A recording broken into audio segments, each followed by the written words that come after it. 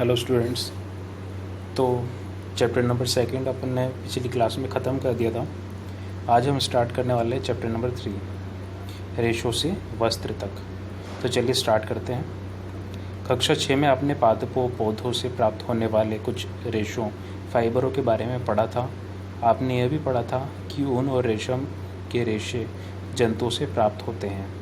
तो ऊन और रेशम जो होते हैं कहाँ से प्राप्त होते हैं? जंतुओं से प्राप्त होते हैं। ऊन आपको पता है भेड़ से मिलती है, और लास्ट क्लास में हमने ये पढ़ा भी, एक चैप्टर भी था। जंतुओं से प्राप्त किए जाने वाले रेशों को जांतव रेशे कहते हैं।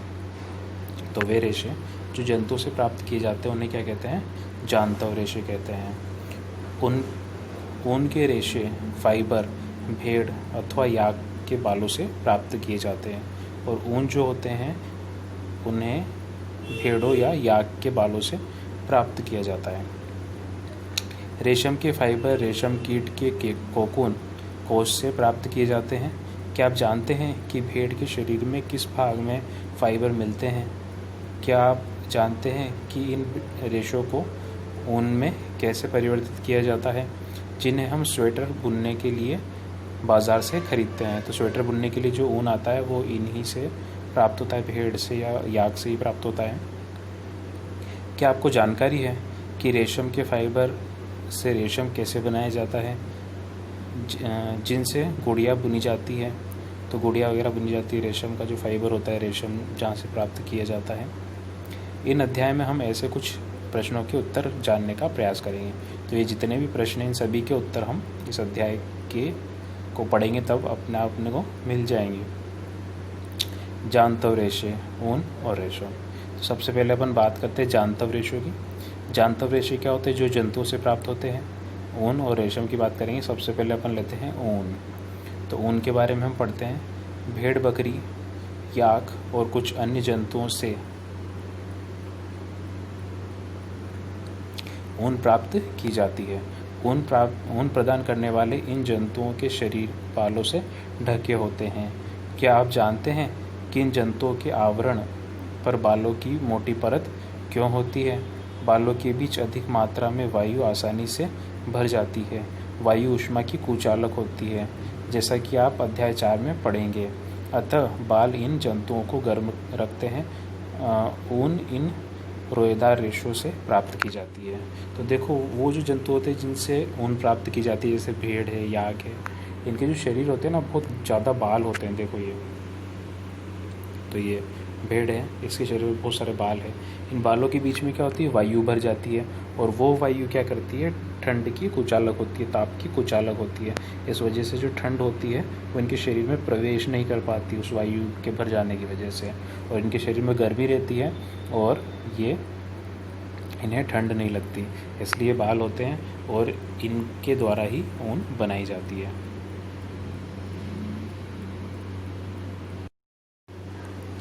क्रियाकलाप नंबर 3.1 देखिए। आपने शरीर, बाहों और सिर के बालों को छूकर अनुभव किया होगा। कीजिए, क्या आपको उनमें से कोई अंतर लगता है? कौन से बाल मोटे हैं, रूखे प्रतीत होते हैं, तथा कौन से मुलायम हैं? तो अपने जो बाल होते हैं, शरीर के विभिन्न प्रकार के बाल होते हैं, हाथों पर, पैरों पर या सिर पर, इन सभी में थोड़ा अंतर होता है। कोई बाल मुलायम होते हैं और कोई बाल रूखे प्रतीत होते हैं। हमारी तरह भेड़ की रोएदार त्वचा पर 2 प्रकार के रेशे होते हैं। इसी प्रकार जो भेड़ है उसमें भी 2 प्रकार के बाल पाए जाते हैं, दाढ़ी के रूखे बाल और त्वचा के निकट अवस्थित तंतुरूपी मुलायम बाल। तो 2 प्रकार के बाल होते हैं, उसमें दाढ़ी जो होती है, दाढ़ी के रूखे बाल होते हैं उनमें, भेड़ों में भी, और त्वचा के निकट अवस्थित तंतुरूपी मुलायम बाल भी होते हैं। तंतुरूपी बाल ऊन कातित ऊन बनाने के लिए रेशे प्रदान करते हैं। तो ये जो बाल होते हैं, मुलायम बाल, तंतुरूपी बाल जो होते हैं, जो मुलायम वाले होते हैं, इन्हीं से क्या बनती है? ऊन बनती है, और उस ऊन का उपयोग किया जाता है स्वेटर वगैरह बनाने के लिए। भेड़ों की कुछ नस्लों में केवल तंतुरूपी मुलायम बाल ही होते हैं। इनके जनकों का विशेष रूप से ऐसी भेड़ों को जन्म देने के लिए चयन किया जाता है जिसके शरीर पर सिर्फ मुलायम बाल हों। तो मुलायम बाल के लिए ऐसे जनकों का उपयोग किया जाता है, ऐसे, और उनसे नई भेड़ उत्पन्न की जाती है ताकि उसके भी जो बाल हों वो मुलायम हों। तंतुरूपी मुलायम बालों जैसे विशेष गुणयुक्त भेड़ें उत्पन्न करने के लिए जनकों के चयन की यह प्रक्रिया वर्णात्मक प्रजनन कहलाती है। ठीक है, तो ये जो ऐसी प्रक्रिया जिसमें भेड़ों का चयन किया जाता है और उनसे जो नई भेड़ प्राप्त होती है वो भेड़ के बाल भी मुलायम हो, तो ऐसी ही भेड़ों का चयन इसके लिए किया जाता है। इस प्रक्रिया को वर्णात्मक प्रजनन कहते हैं। तो घने बालों वाली भेड़ है, इससे क्या होता है, ऊन प्राप्त किया जाता है। ऊन प्रदान करने वाले जंतु, अन्य जंतुओं की बात करते हैं। हमारे देश में विभिन्न भागों में भेड़ों की अनेक नस्लें पाई जाती हैं। यद्यपि भेड़ों की ऊन ही उनका एकमात्र स्रोत नहीं है, फिर भी बाजार में सामान्य रूप से उपलब्ध ऊन भेड़ की ऊन ही होती है। तो नॉर्मली जो भी ऊन अपन खरीदते हैं तो वो ऊन सामान्यतः भेड़ों की ही होती है। और भी जानवर है जिनसे ऊन प्राप्त की जाती है, लेकिन सामान्यतः जो ऊन अपन उपयोग में लेते हैं वो ऊन भेड़ की ही होती है।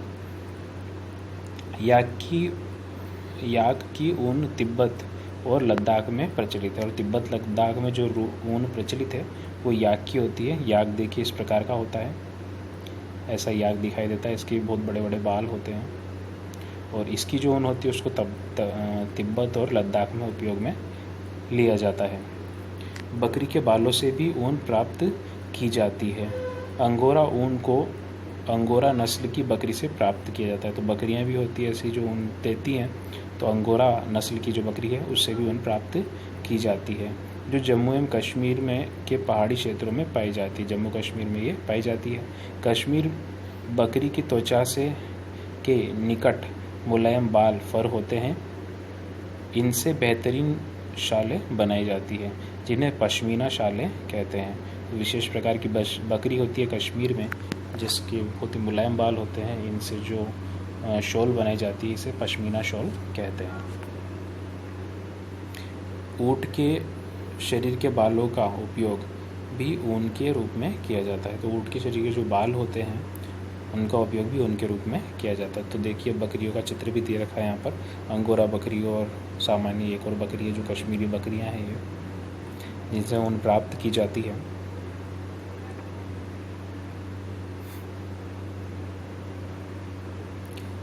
ये ऊँट का चित्र यहाँ पर दिया हुआ है। दक्षिण अमेरिका में पाए जाने वाले लामा और एल्पैका से भी ऊन प्राप्त की जाती है। लामा एल्पैका जो दो जीव हैं उनसे भी ऊन प्राप्त की जाती है। देखिए यहाँ पर लामा और एल्पैका का चित्र दिया हुआ है, इनसे भी ऊन प्राप्त की जाती है। ऊन जंतुओं के चित्र एकत्रित कीजिए जिनके बालों का उपयोग ऊन के रूप में किया जाता है। तो ऐसे जंतु जिनके बालों का उपयोग किया जाता है उनका चित्र एकत्रित, बहुत सारे चित्र अपन ने देख ही लिए, उन्हें अपनी स्क्रैप पुस्तिका में चिपकाइए। यदि आप चित्र प्राप्त नहीं कर पाए तो इस पुस्तक में दिए गए चित्रों को देखकर उन्हें बनाने का प्रयास कीजिए। अपनी क्षेत्रीय और देश की अन्य भाषाओं में भेड़, बकरी, ऊँट और याक जिस नाम से जाने जाते हैं उनका पता लगाने का प्रयास कीजिए।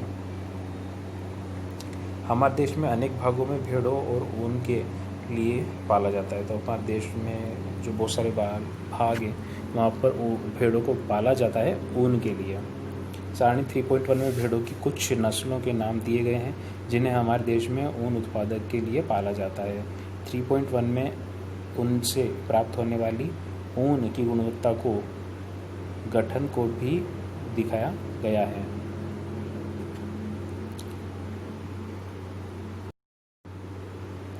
भेड़ की कुछ नस्लों के शरीर पर बालों की घनी परत होती है जिससे बड़ी मात्रा में अच्छी गुणवत्ता की ऊन प्राप्त होती है।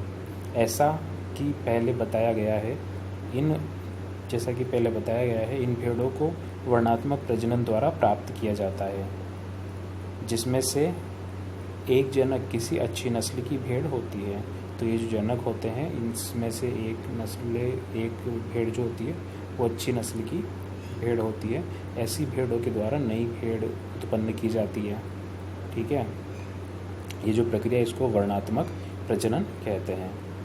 जब पाली गई भेड़ के शरीर पर बालों की घनी वृद्धि हो जाती है तो ऊन प्राप्त करने के लिए उसके बालों को काट लिया जाता है।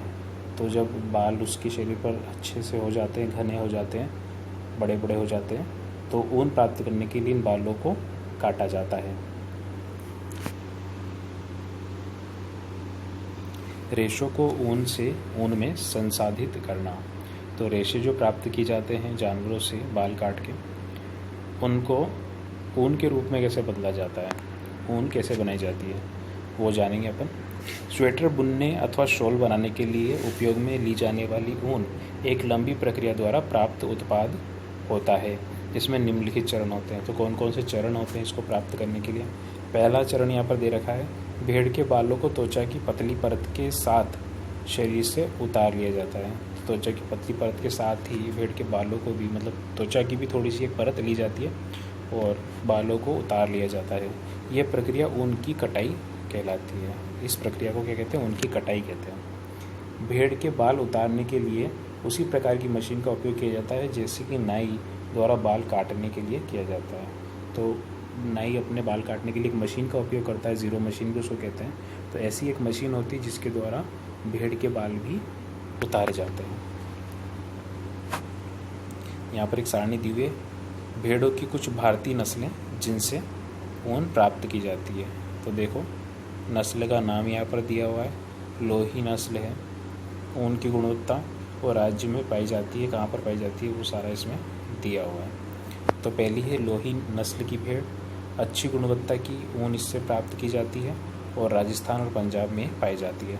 उसके बाद है रामपुर बुशायर, ये जो भूरी ऊन होती है इसी से प्राप्त की जाती है, इसी भेड़ से प्राप्त की जाती है, रामपुर बुशायर से, और उत्तर प्रदेश हिमाचल प्रदेश में पाई जाती है।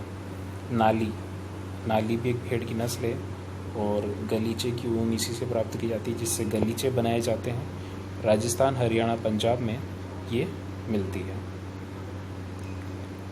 बाखरवाल जो भेड़ है ऊनी शॉलों के लिए प्रसिद्ध है और जम्मू और कश्मीर में मिलती है। मारवाड़ी भेड़ जो होती है मोटी रुक्ष ऊन इससे प्राप्त होती है और गुजरात में ये मिलती है। पाटनवाड़ी जो भेड़ है होजरी के लिए जो ऊन होती है वो इसी से प्राप्त होती है और ये गुजरात में मिलती है, होजरी बनाई जाती है इसकी। बूझो कुछ पूछ रहा है यहाँ पर, आइए जानते हैं। बूझो को आश्चर्य होता है कि जब कोई उसके बालों को खींचता होगा तो दर्द होता होगा, परंतु जब वह बाल कटवाता है तब दर्द नहीं होता, ऐसा क्यों? तो जब हम बाल कटवाते हैं तब तो हमें दर्द नहीं होता है, ये कोई भी कटवाता है तो उसे दर्द नहीं होता, लेकिन जब कोई बाल खींचता है तब तो दर्द होता है, ऐसा क्यों होता है? ये प्रयुक्त की जाती है। सामान्यतः बालों को गर्मी के मौसम में काटा जाता है, तो गर्मी के मौसम में बालों को काटा जाता है ताकि भेड़ बालों से सुरक्षात्मक आवरण के न रहने पर भी जीवित रह सके। ठीक है, तो भेड़ क्या करती है, भेड़ों के बाल क्या करते हैं, उन्हें ठंड से बचाते हैं, और अगर अपन उन्हें ठंड में ही काट देंगे तो उन्हें ठंड लगेगी और हो सकता है उनकी मृत्यु भी हो जाए और उनकी तबीयत खराब हो जाए। तो इसलिए उनको हमेशा गर्मी के समय पर ही काटा जाता है। बाल ऊनी रेशे प्रदान करते हैं, इन्हें ऊनी रेशों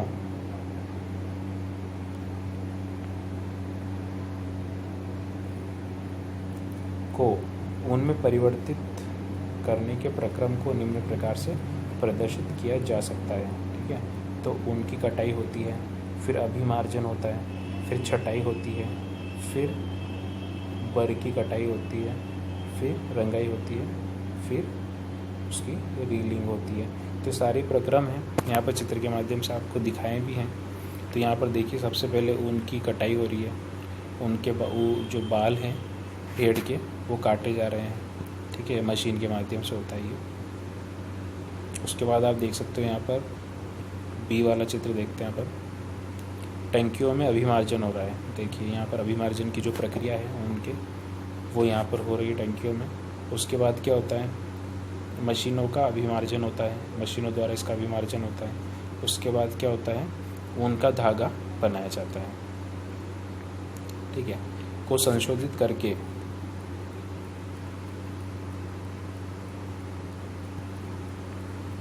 तो यहाँ पर आपको क्या पाया गया, ऊन काटी जाती है,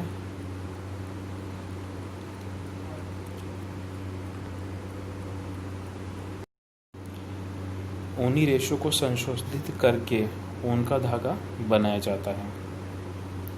ऊन उतारने के दौरान भेड़ को कोई विशेष कष्ट नहीं होता है, जैसे कि आपको बाल काटने अथवा आपके पिताजी को दाढ़ी बनाने में नहीं होता, वैसे ही उनको भी कोई कष्ट नहीं होता है। भेड़ को भी कोई कष्ट दर्द नहीं होता है जब उनकी ऊन निकाली जाती है। क्या आप जानते हैं कि ऐसा करने से ऐसा क्यों किया जाता है, क्यों होता है? त्वचा की सबसे ऊपर वाली परत अधिकांशतः मृत कोशिकाओं से बनी होती है।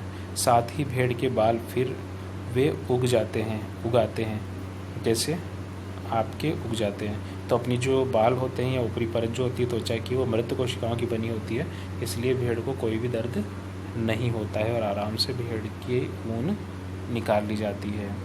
और साथ ही भेड़ के जो बाल होते हैं वो जब तक ठंड आती है वापस से उग जाते हैं, जिससे उसको ठंड नहीं लगती है। चरण नंबर 2, त्वचा सहित उतारे गए बालों को टंकियों में डालकर अच्छी तरह से धोया जाता है, जिससे उनकी रेशों को ऊन में परिवर्तित करने जिससे उनकी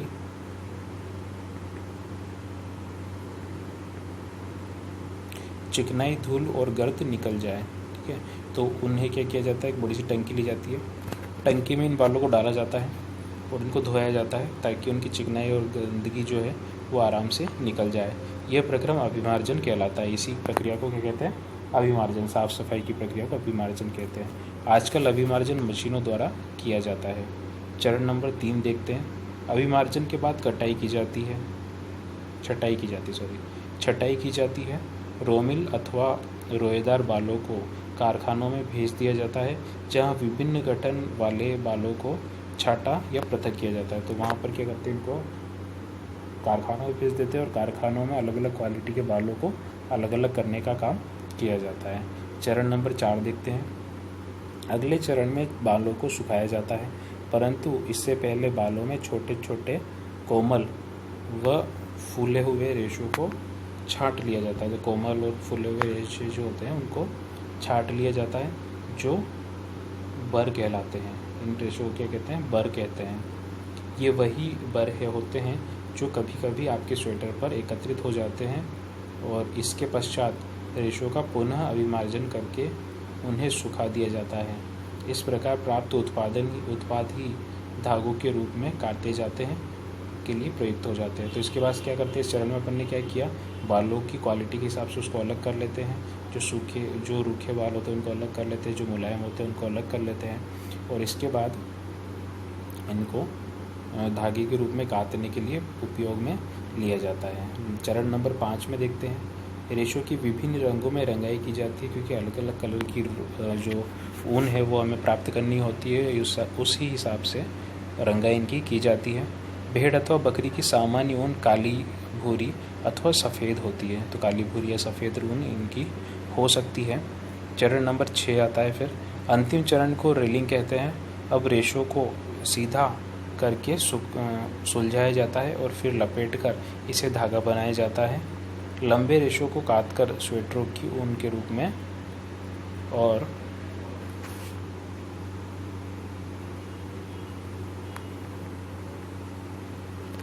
अपेक्षाकृत छोटे रेशों को काटकर ऊनी वस्त्र बुनने में उपयोग में लिया जाता है। ठीक है, तो जो लंबी जो ऊन होती है उसको रेशे से धागे बनाए जाते हैं, तो स्वेटर बनाने में इनका उपयोग लिया जाता है। बूझो कुछ पूछ रहे हैं यहाँ पर। बूझो यह जानने को उत्सुक है कि सर्दियों में सूती कपड़े हमें उतना गर्म क्यों नहीं रख पाते जितना ऊनी स्वेटर रख पाते हैं। ठीक है, तो बूझो ये पूछ रहा है।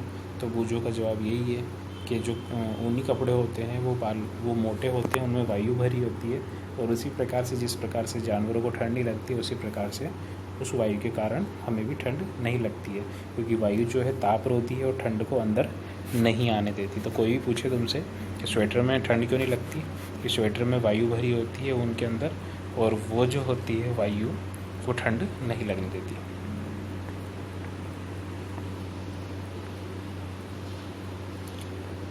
एक बॉक्स में कुछ यहाँ पर दिया हुआ है। व्यावसायिक संकट। ऊन उद्योग हमारे देश में अनेक व्यापारियों के लिए जीविकोपार्जन का महत्वपूर्ण साधन है, लेकिन छटाई करने वाले का कार्य जोखिम भरा होता है, क्योंकि कभी कभी वे एंथ्रेक्स नामक जीवाणु द्वारा संक्रमित हो जाते हैं, जो एक घातक रक्त रोग का कारक है, जिससे शॉर्टर्स रोग कहते हैं। किसी भी उद्योग में कारीगरों द्वारा ऐसे जोखिम को झेलना व्यावसायिक संकट कहलाता है। ठीक है, तो एक रोग भी हो सकता है जो कि भेड़ों में होता है, और जब भेड़ों के बाल इनके पास आते हैं तो इन्हें भी एंथ्रेक्स नामक रोग हो जाता है, जो कि बहुत ही खतरनाक रोग है। तो ऐसी स्थिति जब उत्पन्न हो जाती है, ज़्यादा लोग बीमार हो जाते हैं, तो इस स्थिति को व्यावसायिक संकट कहा जाता है। एक बॉक्स यहाँ पर दिया हुआ है नीचे। भारत में रेशम उत्पादन से संबद्ध विभिन्न प्रकार के उद्योगों में महिलाओं की भूमिका महत्वपूर्ण है। रेशम कीट के पालन, कोकून में से रेशम को निकालने और कच्चे रेशम के वस्त्र निर्माण आदि कार्य अधिकतया महिलाओं द्वारा किए जाते हैं। ठीक है, जो कोकून में से रेशम निकालना वगैरह, वस्त्र बनाना, ये अधिकतर जो कार्य होते हैं महिलाओं के द्वारा किए जाते हैं। अपने उद्यम द्वारा वे राष्ट्रीय अर्थव्यवस्था में योगदान देती है। तो अपने उद्योगों के द्वारा क्या करती है, वो राष्ट्र की अर्थव्यवस्था को सुधारने का कार्य करती है, क्योंकि ये देश विदेश में बिकने के लिए जाते हैं, जो स्वेटर बनते हैं। रेशम उत्पादन में चीन विश्व में पहले स्थान पर है। भारत भी प्रमुख रेशम उत्पादन देशों में गिना जाता है। तो पहले स्थान पर तो चीन आता है रेशम उत्पादन के लिए, और इंडिया जो है, अपना भारत जो है, वो भी प्रमुख देशों में गिना जाता है। यहाँ भी रेशम अच्छी मात्रा में बनाया जाता है। तो एक बार और चित्र के माध्यम से मैं समझा देता हूँ चरणों को। पहला चरण में अपन ने देखा था भेड़ की ऊन उतारी जाती है। देखो यहाँ पर ए में दिखाया हुआ है, भेड़ की ऊन उतारी जा रही है। उसके बाद इस ऊन को पानी के बड़े बड़े बर्तनों में डालकर इसका भी मार्जन किया जाता है, इसको धोया जाता है, साफ़ किया जाता है। उसके बाद इस ऊन का क्या किया जाता है, कारखानों में भी अभी मार्जन किया जाता है, सफाई की जाती है। और उसके बाद इसकी रीलिंग की जाती है, इसको लपेटा जाता है, और रीलिंग होने के पश्चात इसके स्वेटर वगैरह बनाए जाते हैं। तो ये सारा प्रक्रम है। ठीक है, तो आज के लिए इतना ही, फिर मिलते हैं नेक्स्ट क्लास में।